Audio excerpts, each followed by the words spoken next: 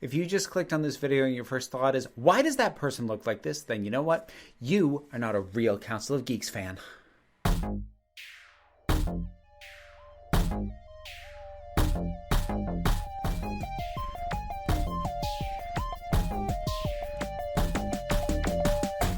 Okay, so I'm going to touch on a subject that I haven't talked about in a while, and that is the broad topic of toxic fandom. And I know that my just saying the phrase is already going to set some people off. Again, I'm dealing with this broadly. I may cite specific examples as I go along, but this is not intended to be a condemnation of any one specific fandom.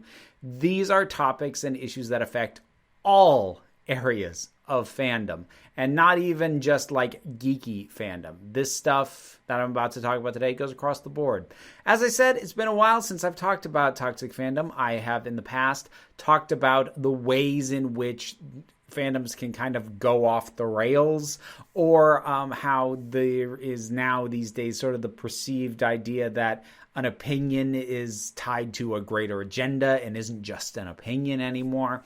This time, I want to talk about something that doesn't feel like an evolution or a recent development. It honestly kind of feels heavily ingrained in the very nature of fandom and how fans tend to interact. And that is gatekeeping. So gatekeeping, if it's a term that you are not familiar with, is the practice of sectioning off what it means to be a fan and what certain requirements someone should meet before they are allowed to say that they are a fan of something. It is a form of shutting certain people out of the conversation, the community, the fandom. And to a certain extent, there is a logical extrapolation going on with it, because it's not a completely unreasonable thing for somebody to pull Doctor Who, because it's a fandom I'm fairly involved in, that there is a bit of a difference between somebody who has been, combing through every single episode, has seen every episode of Classic, of Modern, heard every single Big Finish, and read all the Target novels, and someone who just started tuning in during Tennant's era and stopped watching after Series 4. To call them both fans in some ways does, at a gut level, feel a little disingenuous. Like there's clearly a difference of commitment going on here, right? Well, yes, and I would say that you could debate the, for lack of a better term, size and scope of the fan. One is a fan of much more of Doctor Who than the other is, but you know what? They'd both still be fans, and they'd both still be valid, and they would both have a place in the fandom. And that's the thing about gatekeeping. By its nature, it is an exclusionary tactic. It is setting up barriers to entry. And honestly, excessive amounts of gatekeeping can cause a community and a fandom to stagnate and to shrink. And there is a protectiveness, especially with a lot of geeky properties, because especially if you're anything close to my age, then you remember a time when being into Star Wars got you made fun of. Reading superhero comic books and being very open about that might get you picked on. This was the case once upon a time. All these things are mainstream now. And there is a fairly natural and understandable inclination to want to separate the people who have been there, for lack of a less cliched term, before it was cool, and the people who are in on it now. But you don't help a fandom by being exclusionary. The thing about gatekeeping is it can start understandably.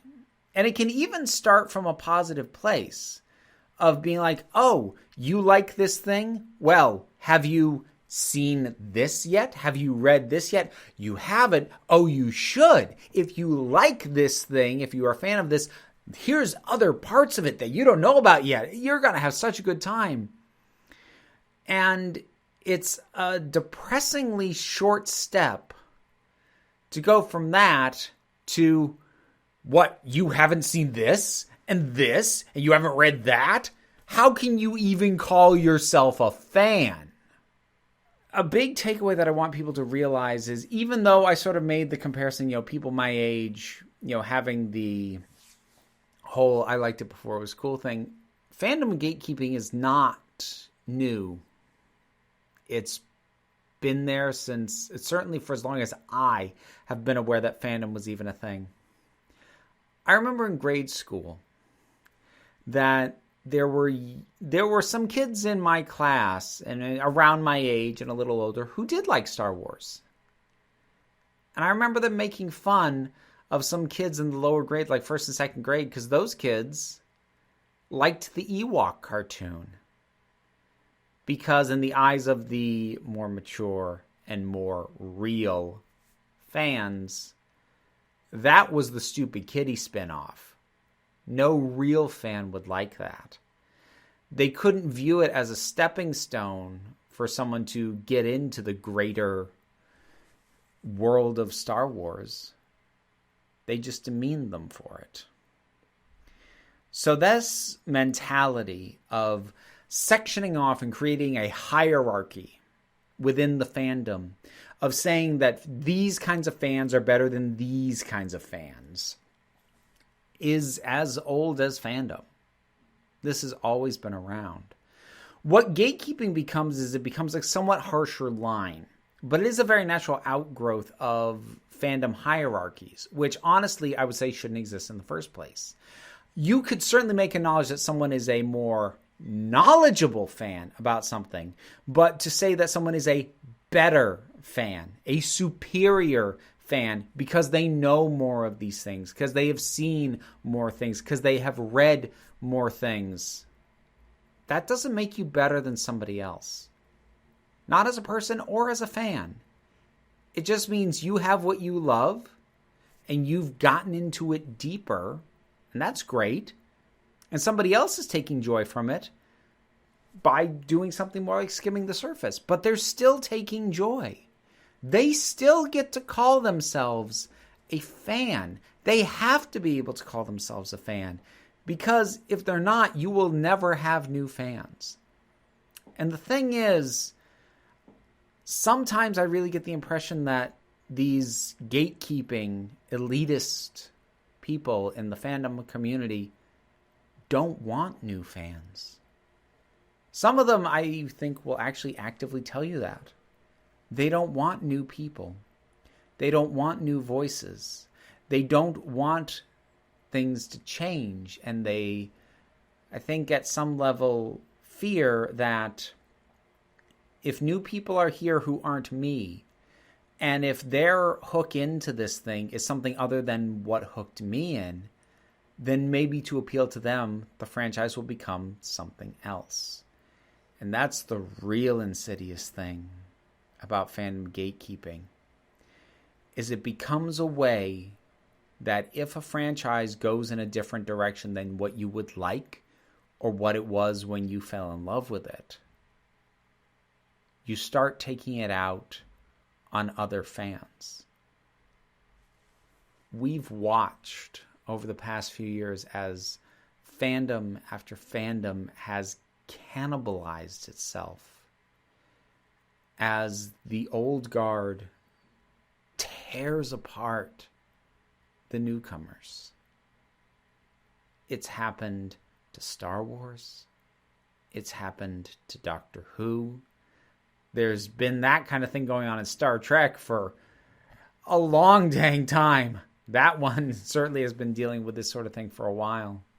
I know that if you care something about something deeply, that it is at best disappointing when it changes into something that doesn't speak to you anymore, and you feel pushed away.